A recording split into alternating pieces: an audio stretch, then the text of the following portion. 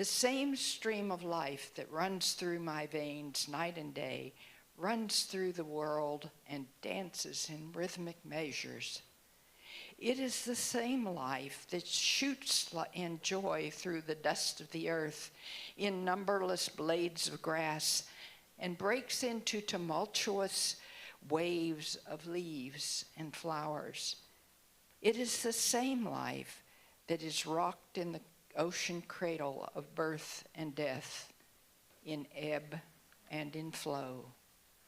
I feel my limbs are made glorious by the touch of the world of life, and my pride is from the life throb of the ages that dances in my blood this moment.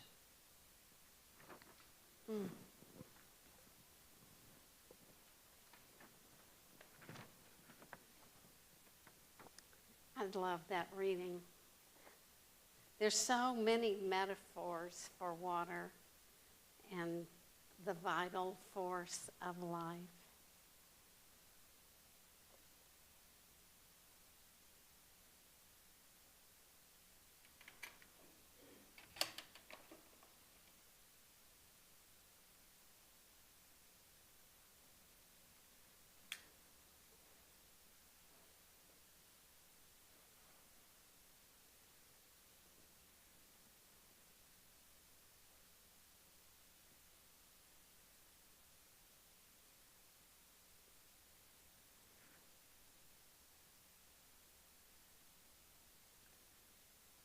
One of my favorite books is Breakfast with Buddha.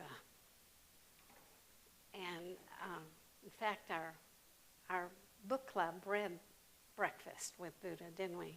It's freedom of religion, not freedom from religion, okay? So I invite you to kind of clear your mind of all the detritus, or detritus as one may say, and help it become clear like this glass. Buddha poured,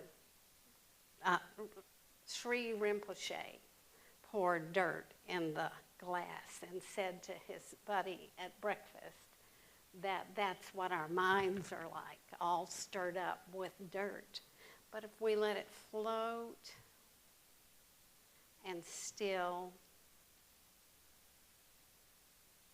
there's awareness.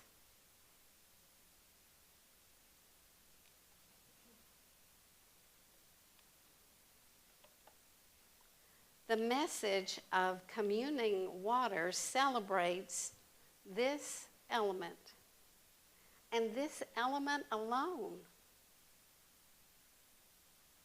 But that's not like Unitarian Universalism. We are not exclusive element celebrators. We want to consider the companions of water. What is water without definition and without comparison? My friend and our matriarch, Thea Cheshire, says, everything's compared to what? So what is water without its boundaries? How can it reach its full potential without its elemental brothers and sisters? It cannot be contained. At a time when we're turning our proverbial page as a nation to embrace diversity, and we're attempting to bridge divides, when we are unifying our waters into a greater whole, I think it's our duty to expand this communion beyond one element. What about the union of all the elements? The vital forces of earth, air, fire, water, and spirit. Where is the balance? what synthesizes them into a harmony if we focus only on water?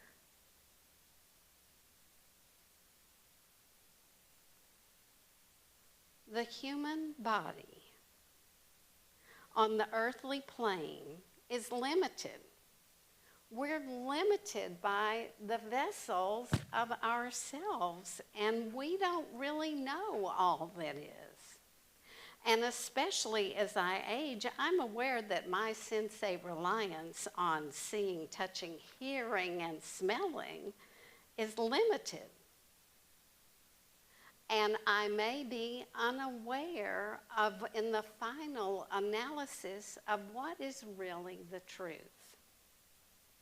As Shakespeare once wrote, there are more things in heaven and earth, Horatio, than are dreamt of in your philosophy. And in my experience, true awareness requires exquisite concentration and almost a sixth sense. Intuition, perhaps? To gnostically know something relies on the domain of invisible energies, things in depth that are invisible and ineffable. In depth, there are no words that aid in understanding. And in my world, thoughts are things. And our collective unconscious shapes the zeitgeist of our local, national, and planetary vibes. And when you come in, your mind, your stillness, your love is what allows others to feel and be welcome. And when we combine our waters, are not our energies connecting as well, like the mind of the hive of the bees? Is there a mind that becomes forged into our waters and make it a collective energy? At least it seems clear to me that the concentric circles of our energies and their associated emotions bump up against each other and converge into what we come to call our concentric reality, much of which we make. Without any material evidence, because not everything that can be counted counts, and not everything that counts can be counted. There is much that is lost in material quantification.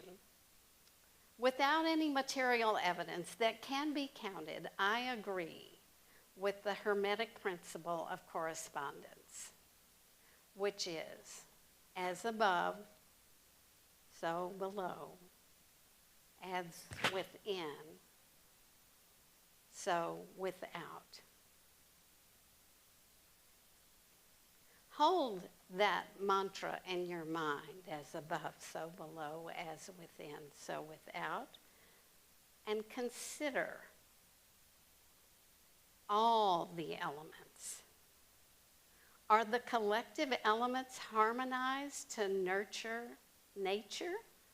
Or are they competing in this petri dish we call a climate crisis? Are fires raging? Are waters drowning? Is air polluting? Is our communication in the air often distorted? Has our collective spirit lost some verve? How is it when you reflect on your internal elements? What is manifested in the drought of my body my emotions, my spirit? Do my fevers abound? Are my electrolytes a little wonky and my thoughts confused? Some days my sentences are merely word salads without a salient thought that connects the beginning to the end. What's going on with the fiery blood pressure in my body? Are the fears of angst and fires of anger preoccupying creative energies?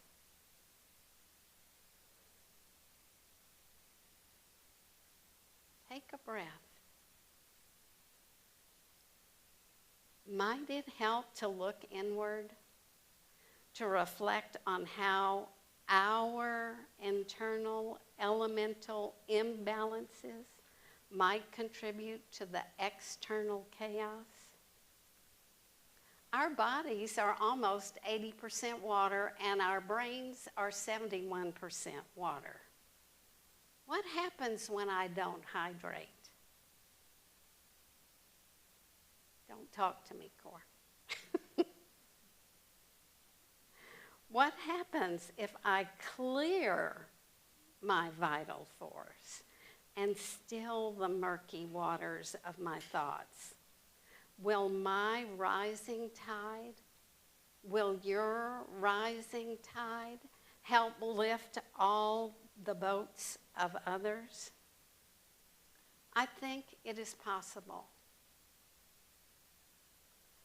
While I continue to just do something in the service of others, as Michelle Obama exhorts, I am also going to just sit. Sit there without complaint and take self-responsibility for the divisions and distortions of my personal elements. I will pay homage to water, but in addition, I will give equal time to earth, finances, material manifestations, to air, to communication, intelligence, to fire, my passions, my vital energies, and spirit, that sense of awe and wonder for which I wake up each morning. For if I fail to calm my internal elements, how can I hope for peace without? I will close with a benediction written by one of my favorite esoteric philosophers, Annie Besant.